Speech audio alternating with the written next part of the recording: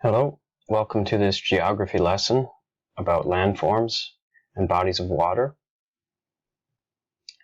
A lot of this is going to be review, so you're going to probably already be familiar with a lot of these landforms and bodies of water, but I think some of them will be new to you, and we will continue to refer to these landforms throughout the school year. So when we study history, we will refer to these landforms again, and for that reason, you need to learn them now, and you need to become familiar with them.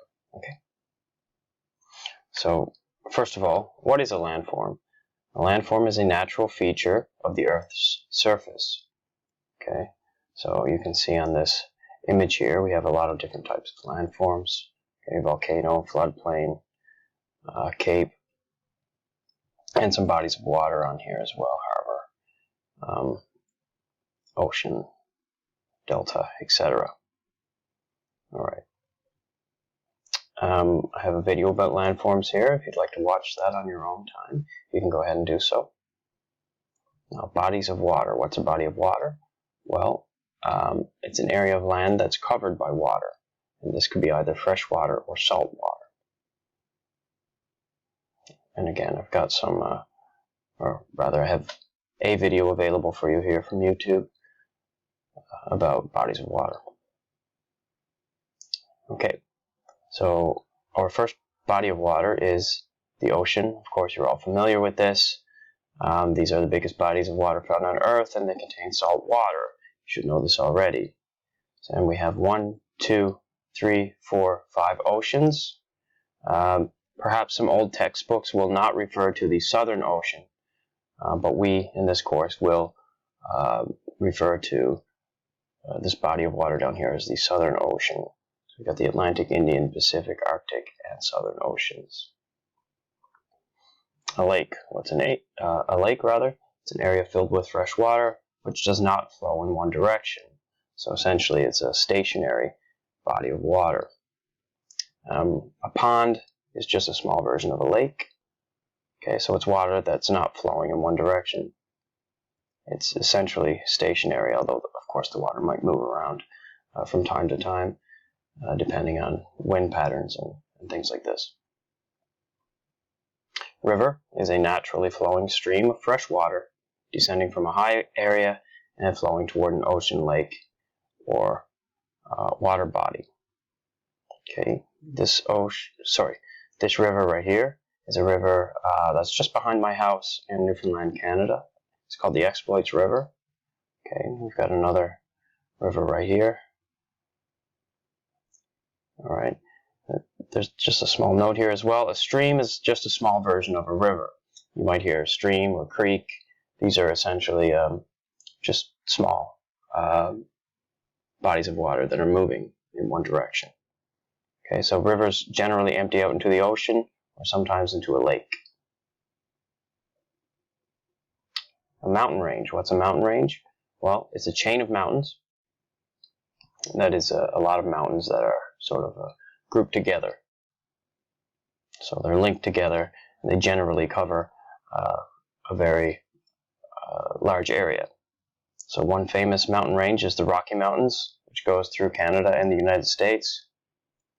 You've also got the Appalachian Mountain Range, as you can see here on this picture, which is situated on the east coast of the United States and Canada, whereas the Rocky Mountains are situated on the west coast. And here's an image of the Rocky Mountains for you. In Thailand, we have the Thong Chai Mountain Range in the north, in the provinces of Chiang Mai, Mae Hong Son. All right.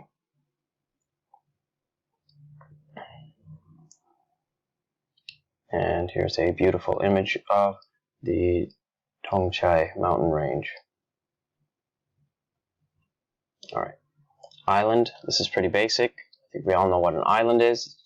It's just a piece of land that's entirely surrounded by water. All right. A strait.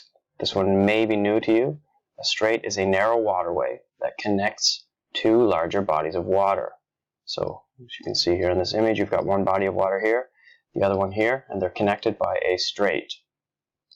And again, one body of water here, another here, connected by a strait.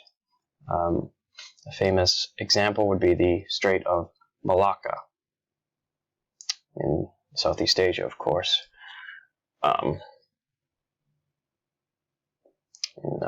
Around Malaysia and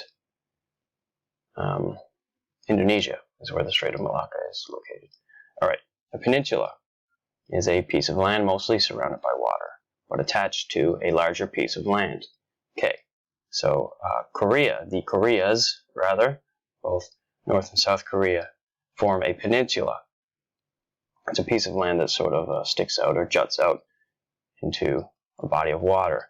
As you can see, this peninsula is surrounded, as every peninsula is, on three sides by water, but it's connected to land on one side. So that's a peninsula. We've got the Malaysian Peninsula, which is part of Thailand. Okay, in the south, we've got the Malaysian Peninsula, which is kind of shared between Thailand and Malaysia, of course. An isthmus. What's an isthmus? It's a narrow piece of land connecting two larger pieces of land with water on both sides. So it's like the opposite of a strait.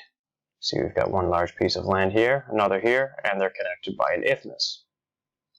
And on both sides of the isthmus we have water. This particular isthmus is located between North and South America. Okay, this would be North America and this is South America. A gulf. Gulf is part of an ocean or sea extending far into a large gap of land. The Gulf of Mexico is a good example. So you can see the Gulf is connected to an ocean here, but it's surrounded essentially by land on all sides except the side that connects it to water, to the larger body of water. So the Gulf of Mexico is an example. Now a bay is much like a gulf except a bit smaller, or in some cases a lot smaller. So it's a concave area of seacoast enclosed on three sides that offers protection from storms, high winds, and rough seas. So you'll often see ships taking refuge or harboring in bays. An archipelago. An archipelago, this might be a new word for you. It's just a chain of islands. So the Philippines is a good example of an archipelago. And here we have the Philippines.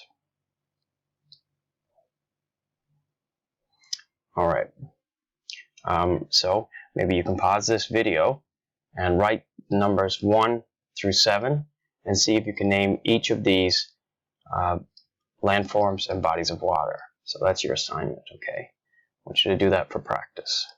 And then we'll check our answers together in class. That's it for this video. Thank you for listening.